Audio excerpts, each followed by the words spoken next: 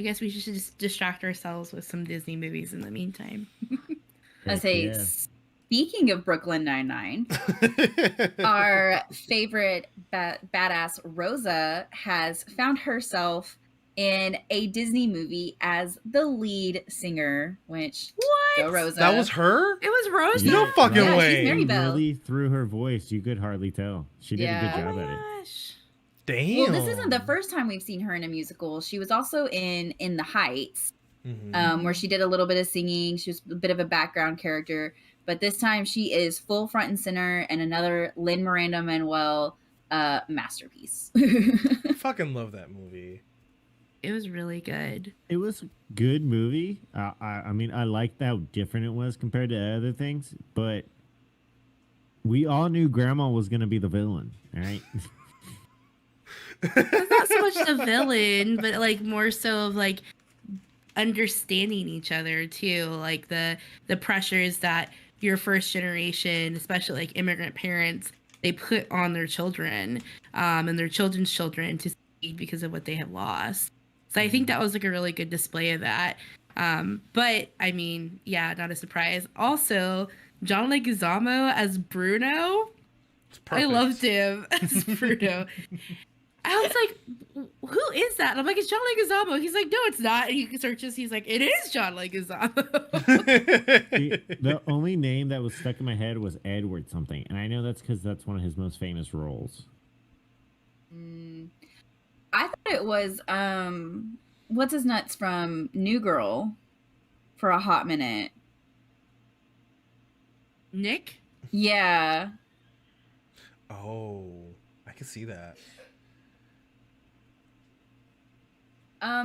But yeah, no, I think it was, it was an amazing show. The being able to see the new cultures that they're introducing to the public and to mainstream, like that's just a huge win for minorities in general. So hell yeah, guys.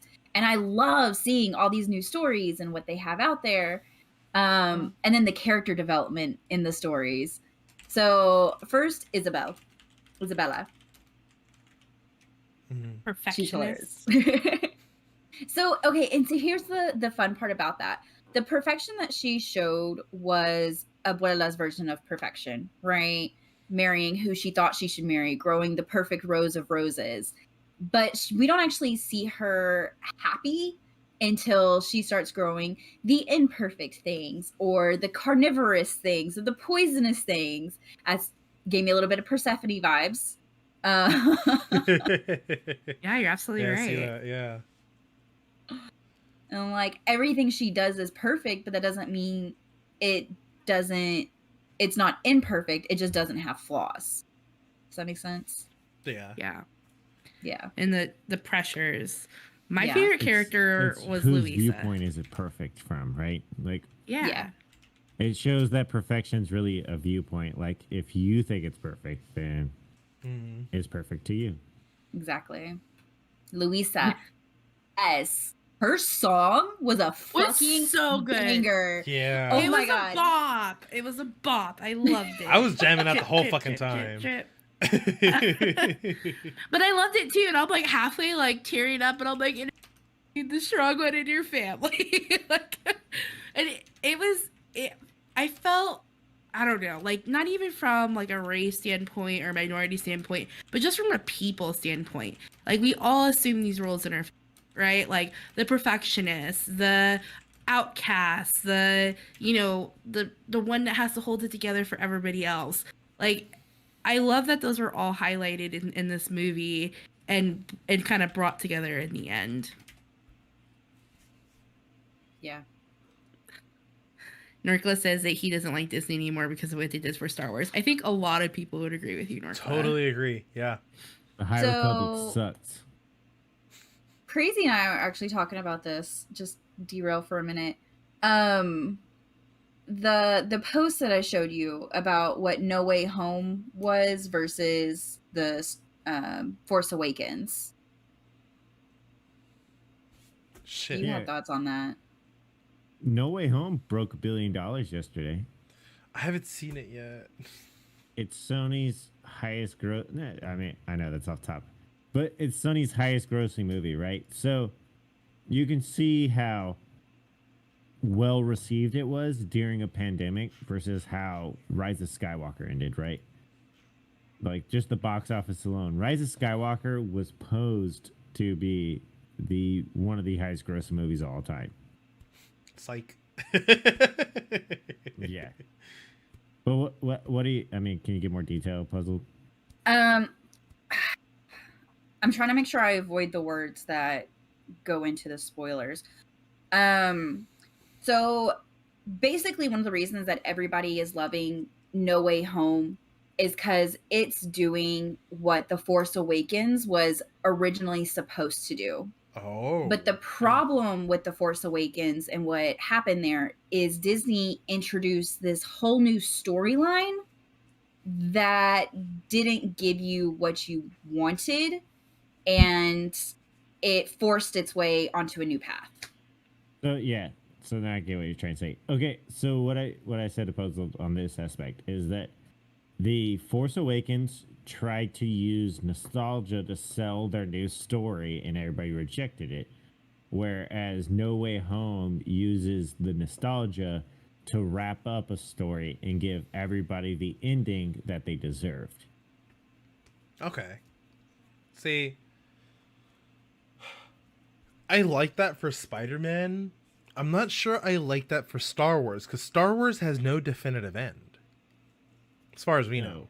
No. But, yeah. So the sequel trilogy, 7, 8, 9, those were to end the Skywalker saga, which was fine. But they don't. They destroy the Skywalker saga. They took everything that was built. I mean, Luke was a joke in that saga. Rey was so overpowered off the bat that it was not even, like, it was not relatable in any way. And Finn was set up to be an amazing character who was going to be a Jedi, and they threw him to the side. It's just, they were so they were so focused on subverting expectations instead of just feeding us what we wanted and then starting new. Yeah, I didn't have like a lot of expectations for this Encanto movie, but I'm glad I kind of went into it with no expectations, because I liked it a lot. But I see what you're saying, like, and especially with Disney in particular, like they opted to keep Kathleen Kennedy on for the next 3 years. That was right when they re-signed her contract. I was done. I knew. We all know Dave Filoni is the only true heir to the Lucas Empire. Yeah. Everybody knows this. Fuck Kathleen Kennedy. Totally forgot about it.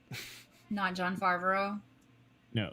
Dave Filoni sat side by side next to George Lucas and wrote the Clone Wars at Skywalker Ranch.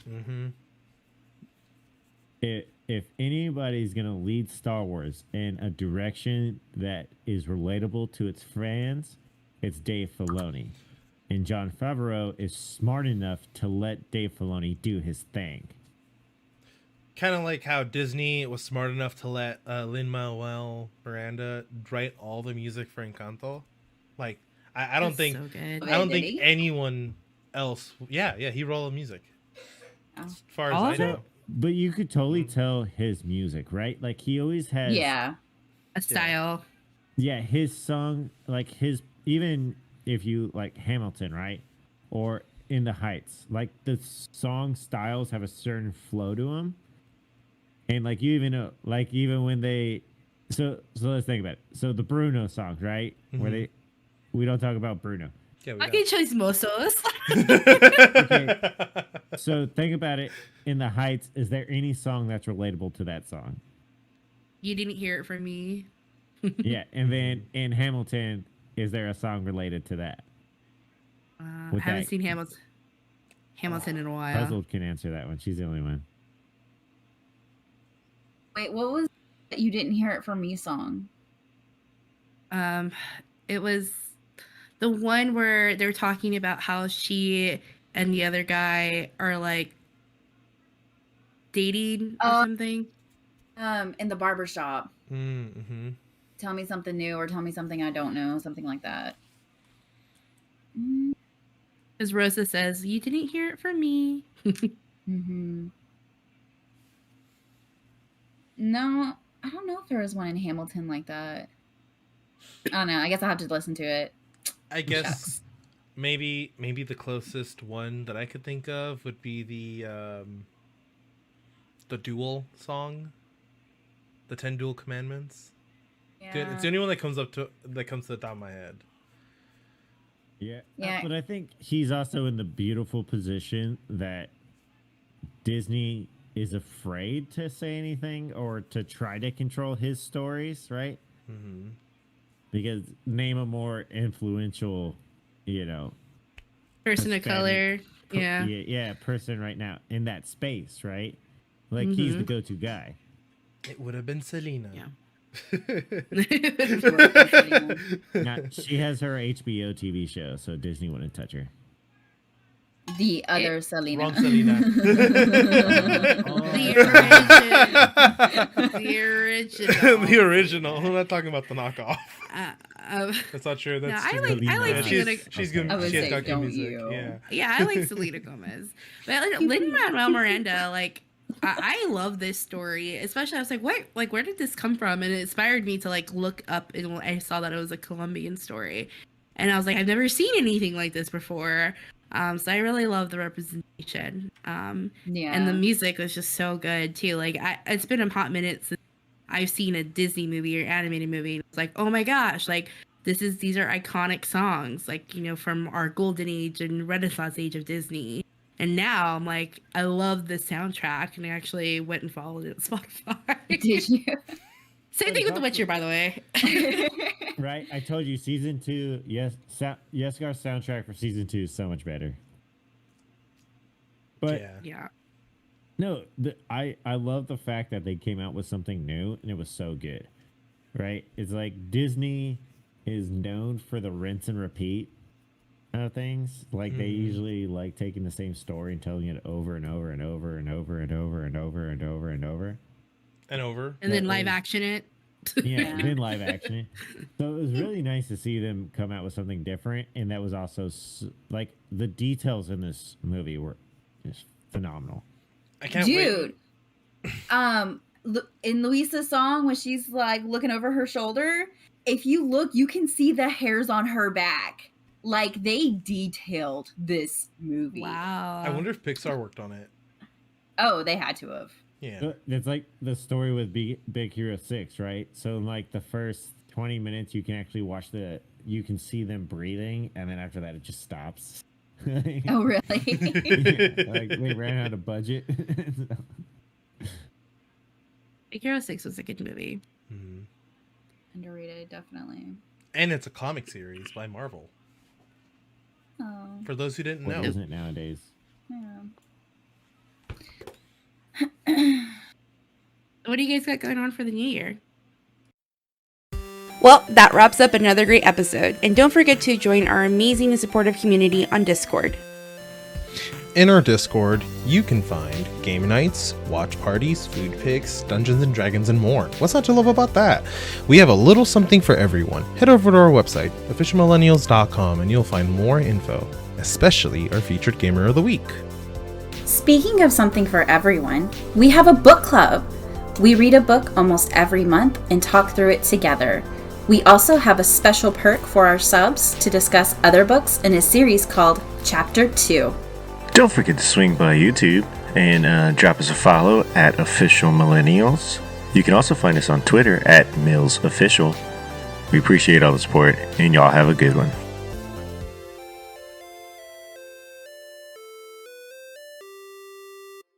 This is an Official Millennials production.